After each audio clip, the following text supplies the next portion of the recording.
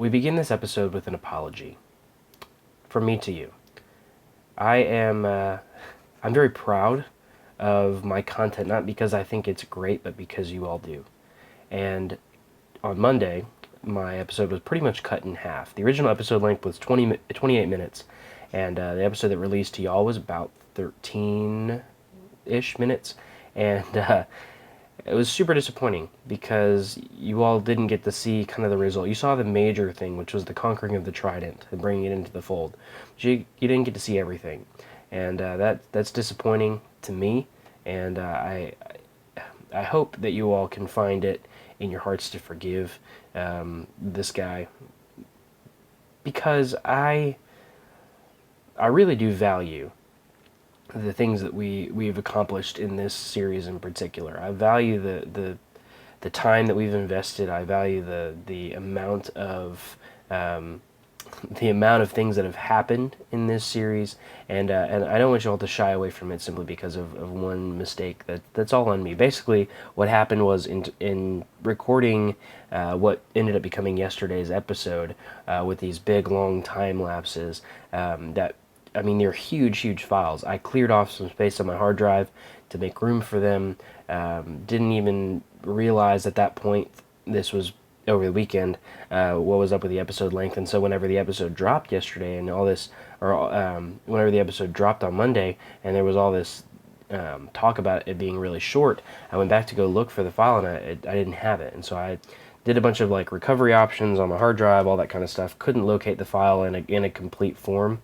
And so there was no hope of releasing it. So what I plan on doing is taking you through exactly where we are now, what we need to accomplish, and then kind of my plan for the future. And that's what today's episode is going to be mostly about, is preparing you all for what's going to happen, and also myself for where we're at. So with all that said, let's do the intro, and then I'll get into everything that we have going on.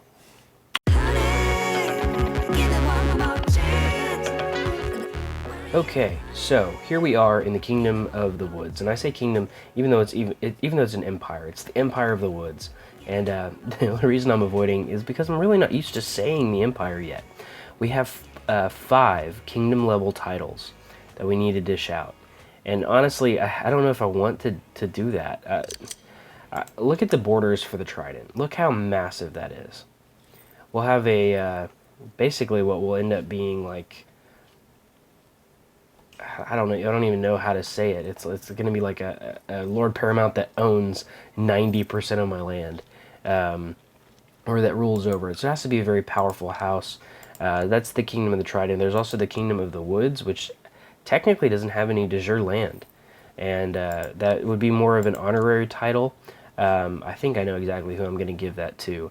There's the Kingdom of Blackwood, which, I mean, by all accounts, the only de jure land it has, I don't even know why it's there, is Blackwood right there. There's also the Kingdom of the Dusklands over here, which I think should go to Duskendale, but I mean, I really don't know. And then there's also the Kingdom of the Bay of Claws, which is right here. I would assume that includes kind of all of this area.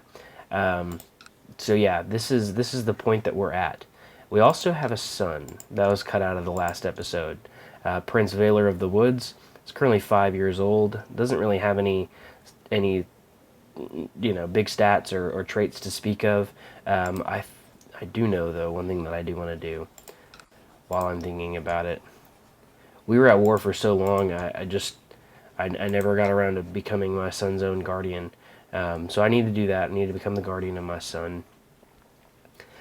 So yeah, that was, realistically, that was most of what was cut out of Monday's episode. Was, we don't have the issues anymore with the Trident and kind of the border gore.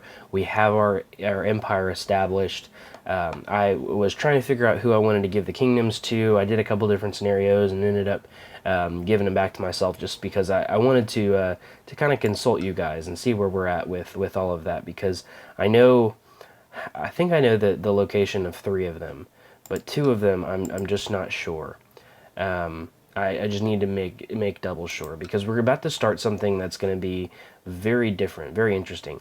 This episode probably won't move forward in time that far, but it's going to kind of set the foundation for the next set of episodes that we're about to encounter. Essentially what's going to happen is I'm going to stop pretty much all expansion. I think I want to incorporate Wickenden and then round out the rest of these provinces right here. I should probably go ahead and see if these guys will... No, they're not at peace. This guy's not at peace. They won't accept vassalization. I mean, we could conquer them. We could turn around and conquer them. Claw Isle, we would have to actually colonize. So we'd have to go around. We have to go about doing that. Colonize Claw Isle, and then incorporate these. I don't know if Wickenden will. It's the High Lordship. They won't because they're Andals. And the guy's a formidable fighter. We could conquer it. We could go about conquering it. But I want to say that I'm done conquering for the time being. I know we have the dragon, but the good news is that we have a relatively young dragon. We have a dragon that's probably going to live to be about 200 years old, and currently is only 53. And is actually a pretty good dragon for being 53 years old. So we have time right now to not waste, but time to spend investing in our future. The High King Aegon is a very, very good character. Don't get me wrong. But we have potential, because we don't have any congenital traits. We have potential in this to really shape and mold the outcome of our kingdom. And if you all weren't involved in the Q&A session last Friday, I really encourage you to jump on that this week. Fridays on the Discord server, we have a Q&A session where you guys can jump on, ask me questions. I can ask you questions. It usually lasts about an hour. And it gives us an opportunity to talk about this kind of stuff. And one of the things that was brought up in the last Q&A session was talking about a program to really increase the stats of the... not only the House Bear, but also the vassals of House Bear. And I think that's a really important thing to consider as we move forward is who are our vassals? Who are our lords? And not only how do we make them happy, but how do we make them the best lords and high lords that we possibly can? And so I say all of that to kind of set the stage for what's about to happen. Basically, I'm going to go through and I'm going to invite every possible person who is either a genius or has the quick trait, and they're going to come into my court. I'll decide what to do with them whenever they arrive, but they're going to come to my court. They're going to become a part of the Kingdom of the Woods, and we're going to figure out what we're going to do with them from there. I do want to say our wife is quick, so that kind of already helps a little bit.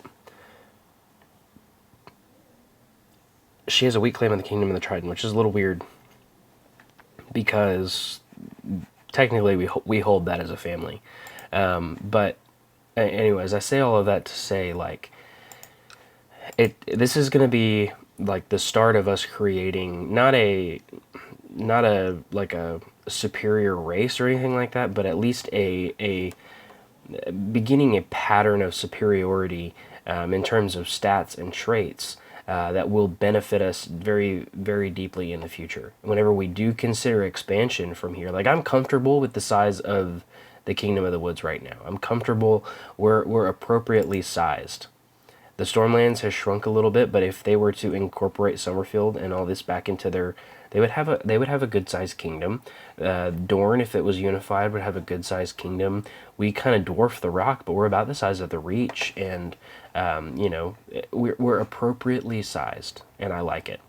Also, I'm digging this color change. I don't know if you guys are. Leave a comment down below if you're digging the color change. I can really get behind it. The dark green. It's kind of a gray green. I really like it. It definitely has that that woodsy, that forest feel. Like you feel like you're walking through like a conifer forest. It's just that really deep, dark, earthy green. I love it. So we're a good size for right now. I'm ready to not stop expanding, but to kind of slow down the expansion process and really focus on what's going on here in the Kingdom of the Woods to make this sustainable. Because as we expand in size, we're going to start to have all of these issues of weak vassals that can't hold onto their land, and I don't want to have to deal with that. If we're going to expand and become this great empire, we want to make sure that we have the solid foundation of lords and ladies that are capable and ready to hold on to the land that we have. So we're going to begin that process. I'm going to take you through kind of selecting my council again. Dickon Whitewood's going to be our Master at Arms, and we're going to bring in an advisor, probably this guy. Actually, this guy has super high diplomacy. We're going to bring him in. He also doesn't like us, so that'll help him like us a little bit more. We need to designate a regent, and obviously it's going to be Dickon Whitewood. That just goes without saying, really. Keeper of the Swans. We need to find our vassals with the lowest opinion and begin to invest to sow some good positive opinions into them. Hi, Almoner. Our cupbearer needs to be somebody that we trust. That guy likes us, so that's always good. King's Justice. This can be... Oh, this guy. Zugarf. Oh, God. He's a Grey Clansman. Pretty good character, to be honest with you. So, yeah. That takes care of our council and our advisor positions. We can hold a melee. If we wanted to proclaim a kingdom of Westeros, we have to hold three empire level titles. Or must control at least 4 of the kingdoms of Westeros. So currently I control 1, the Trident. So it's going to be a while. If we were ever going to do that, it would be a while. Yep. So that's those decisions. We can press 18. Wow. 18 different claims. We can press 1 for the Kingdom of the Stormlands and incorporate that. Like I said, I'm done expanding for the time being. My vassals are not super happy with me about raising the levies that we have. So I think what I'm going to do is I'm going to begin to dish out some of these titles. And I'm going to do this on camera so you can see and you can let me know what you think of them. Let me make some decisions, get kind of prepped. This has been a really long clip, and then we'll jump back into it in just a second. Alright guys, I'm rolling up my sleeves. Let's get to work. First of all, Kingdom of Duskendale is going to go to... Ooh, I didn't realize they were of Tudbury Hall. I don't really like that, but they are powerful vassals. They are in Duskendale, so the Kingdom of the Dusklands needs to go to them, I believe. The Kingdom of Maidenpool, House Coldwater. It just kind of makes sense. Without us having all this other extra land, it makes sense for us to do that. We can always reassign if we want to. If you don't agree with any of these decisions, please let me know and just give me kind of a heads up. I am going to do this, and I won't bend on this, I don't think. The Kingdom of the Woods, it's basically going to end up being an honorary title. And it's going to go to Lord Dickon Whitewood, right here on the God's Eye, or the Bear Eye. I don't really know how to rename that. People have asked me to do that. I'm not exactly sure how to do that. At least because I can't select it and do all that kind of stuff. But yeah, right here on the Bear Eye, it's going to be more of an honorary title because there isn't any de jure land that goes into it, like in terms of vassals. But it is going to stylize him as a king. And it's going to basically be like a Lord Paramountcy. All of these guys are actually going to have queen titles, I think. No, this guy's a Lord Paramount. Kings and queens. But the House Blackwood, I believe, should also... Where is it? Blackwood Vale. House Holt is going to hold the Kingdom of Blackwood right there.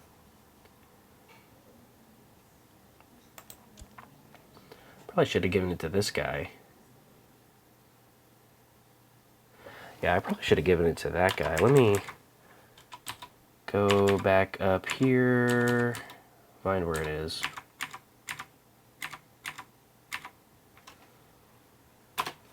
Okay. It should probably go to this guy.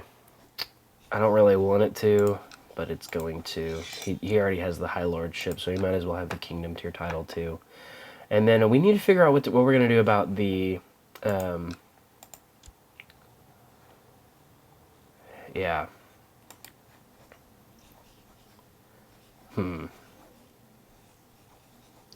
We need to figure out what we're going to do about this guy, because he currently holds the Lordship of Oldstones and the High Lordship of Seaguard.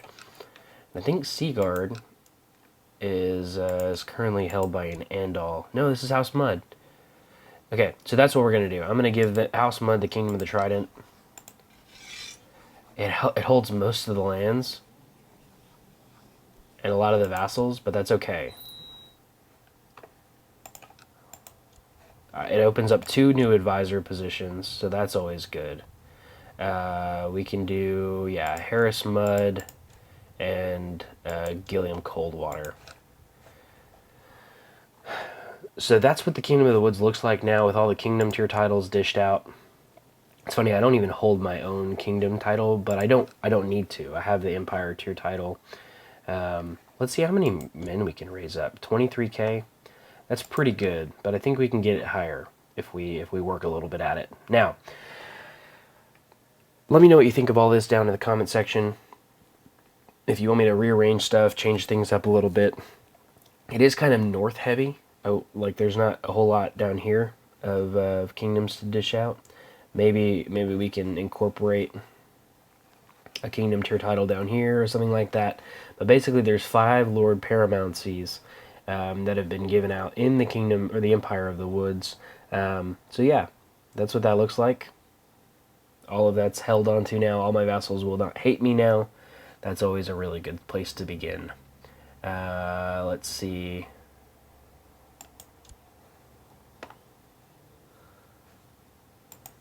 Do I need to be worried about these guys? I don't.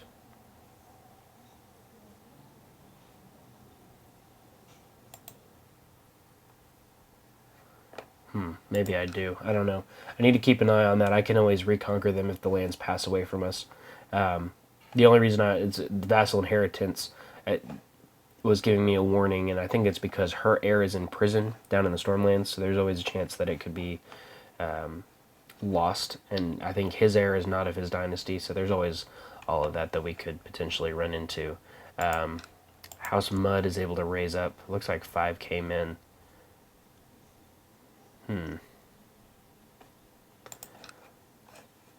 Okay, so all of that is good, all that's taken care of. Now we need to begin the process of inviting new potential lords and ladies and basically new blood into the Empire of the Woods. And essentially it's going to be, we're going to hoard all of the genius and quick traded people that we possibly can. We're gonna latch onto them. They're gonna be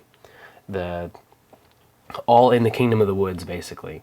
And the goal of that is to kind of hold them down and make it so that the other kingdoms can't get any of them as well, but also to very quickly breed into effect a lot of genius and quick traded vassals and essentially just people in the Kingdom of the Woods. So I'm going to look through and see what we have available, and I'll jump back in just a little bit.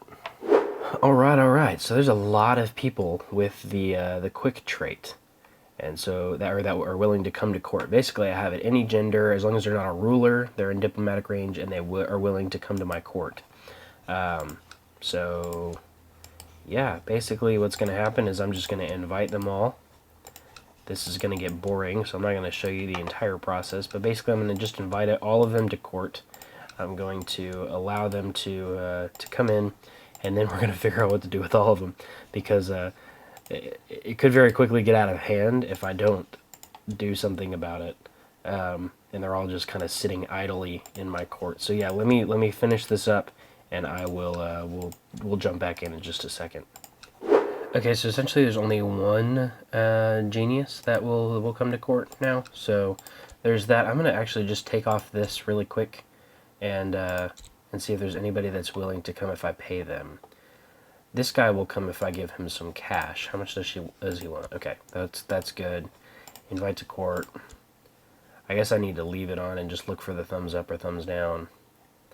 There's another one that will come. Send gift. And what's good is a lot of these courtiers will have the ability to be like seduced and stuff, and so we can actually produce some pretty good bastard children for some cadet houses of House Bear, which will be good. That's a good thing to have. Is you know, you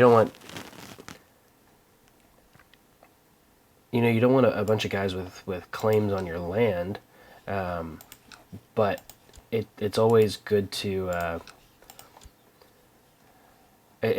have loyal houses, and cadet houses are loyal houses typically, unless you get that one lunatic ruler that just wants to take everybody over. There's a lot more than I thought there was.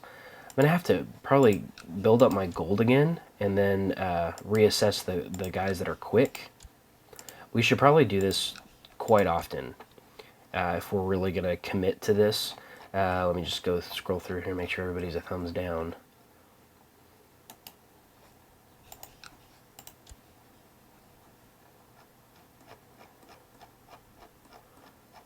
Because I'm going to run out of gold if I don't. Currently sitting at 78, which is lower than I really like to be. I need to get all this stuff back out again. We're going to lock that out. That's good. Okay. I had all that closed because of the time-lapsing and stuff. Man, look at that. 62 tax modifier at the Bear Fort. That's insane. Okay. So that takes care of all of that. I didn't even look at like culture or anything like that, so we're gonna have to wait and see if maybe there's any like high Valyrian or any with Valyrian traits to kind of keep that in the line too. I'm not sure. I'm not super concerned about it. It's always something that's available to us, something that we can incorporate back in, but it's not anything that really needs to happen. So yeah, we're about to have a huge influx of courtiers that we're gonna have to figure out something to do with. So let me let me prepare myself mentally for the huge influx of courtiers that we're about to have, and then we'll jump back in and see what kind of issues we're gonna have at that point. Okay, so I think the influx of courtiers has stopped. And our court's now at 71, which is to be expected at this point. We also have to worry about this. Bloody Flux is broken out in Duskendale. So, luckily our refuge is pretty good, and our disease resistance is much higher than it has been historically. I think we need to be very careful with it, though, because there's always an issue with diseases, and especially if it could affect my court. All these people that I just invited to my court, we could be in some issues, or we could be in for some issues in the near future. So, but that's just something to keep an eye on. I think what I'm going to do right now is I'm going to, in a symbolic act of taking down or stepping down from this role as a conqueror or as a conquering king, we're going to change our focus. Our focus has been on war for pretty much all of the reign of King Aegon, which has been about 9 years of war campaigning. And it's time for him to hang up his sword for just a little while, to place the bear pelt on the mantle and display it for the realm to see, but to symbolically remove that from his attire, his daily wear, and pick up a different focus. And we do want the family focus because of the fertility boost, but I think in particular with us producing bastards and that kind of thing, we need the seduction focus. It adds the same amount of fertility, but it adds the it doesn't have the health boost or the diplomacy boost. Instead, we get an intrigue and a sex appeal boost. So I think we're going to take that for let's give it 5 years. Let's give it till the king is 32. Or 33, and let's give it till then, and then what we can do is we can switch over to the family focus. But in that 5 years, I do want to begin the seduction of some of these people in our court. We may take a carousing focus at some point. I'm not really digging the carousing focus because I'm not a huge fan of the drunkard trait. But that's good for really boosting morale, and the events that happen within the kingdom are always really good, other than the drunkard trait. But the seduction focus will help us maybe begin to focus on producing some children. I think the first person that we're going to end up seducing is our wife. I think that's always important. I'm not exactly sure what her fertility is, but mine can't be super high because of the stress trait. So we just need to take a look and see if there's any boost that we can get, any modification that we can get from it. Our marshal's going to go down to 30, which, you know, holy crap, did we just get... Are we really able to raise 60,000 men? That was 24, like, before, right? I'm not making that up. That's insane. 60,000 men. How the heck did I get this province in the middle of... How did I get Hardvale? I don't want Hardvale. That totally ruins, like, all of my borders.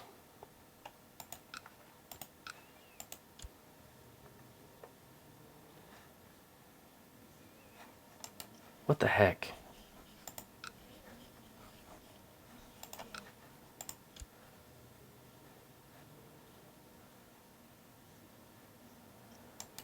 Do I grant this guy independence or not?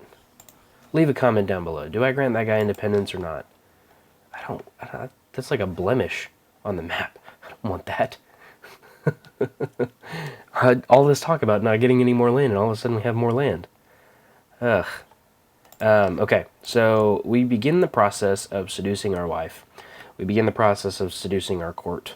And we also need to begin marrying marrying some of these people in the court off. So I think we should maybe take some time to assess who we have, and then begin to move forward with that. There's a lot. There's a lot of there's a lot of people in our court. That's for sure.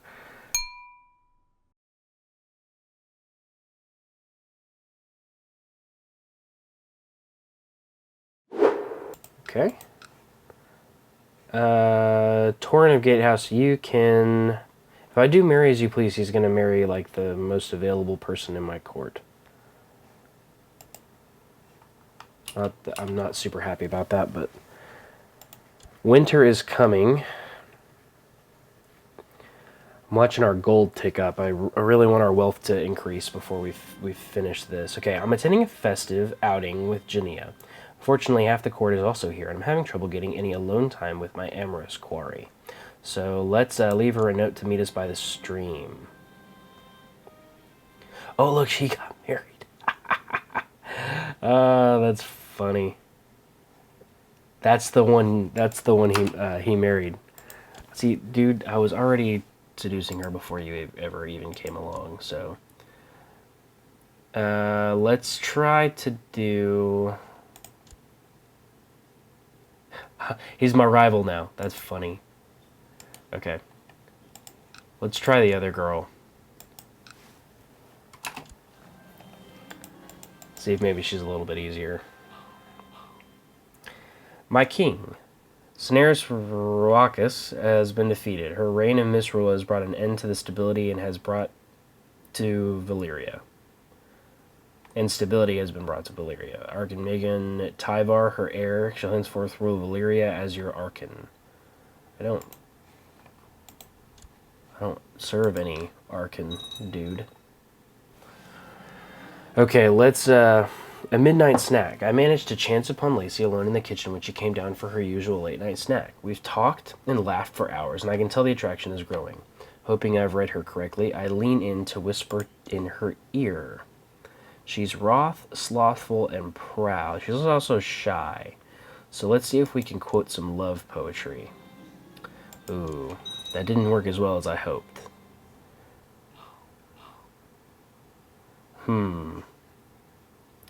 My king, despite my best efforts to try and improve your wrongly tarnished reputation, it seems your standing in the realm has lessened. Good job, bud. The ravens I sent out were merely greeted with scorn and skepticism, whilst the nobles I met did not believe the explanations I provided to your just actions. Lord Paramount Athos of Fairgates. Okay. It only made it...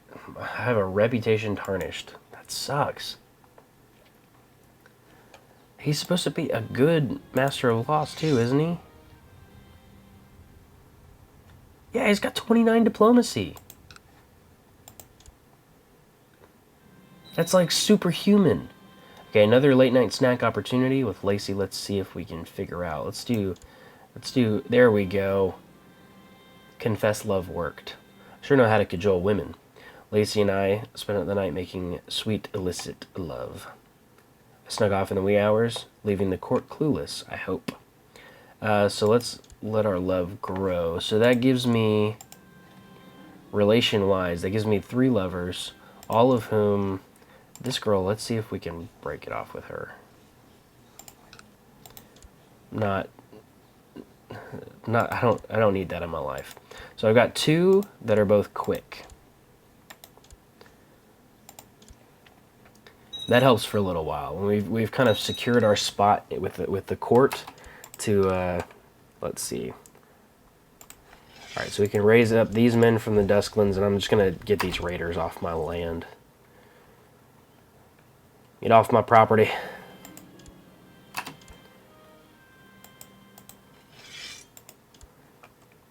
Okay. It looks like Bloody Flux is spreading, but not as much as you would have thought. Like, it's going down south too, so I mean it's going to spread across the woods, but hopefully our budget deficit will end, and we'll be able to spend whatever funds are necessary to survive.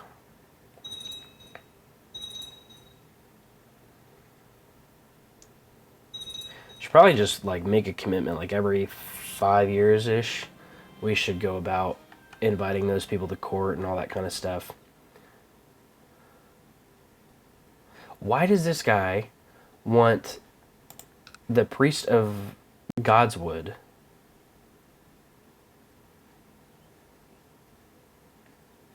to be sworn to him? No. You can be disappointed, man. I don't care.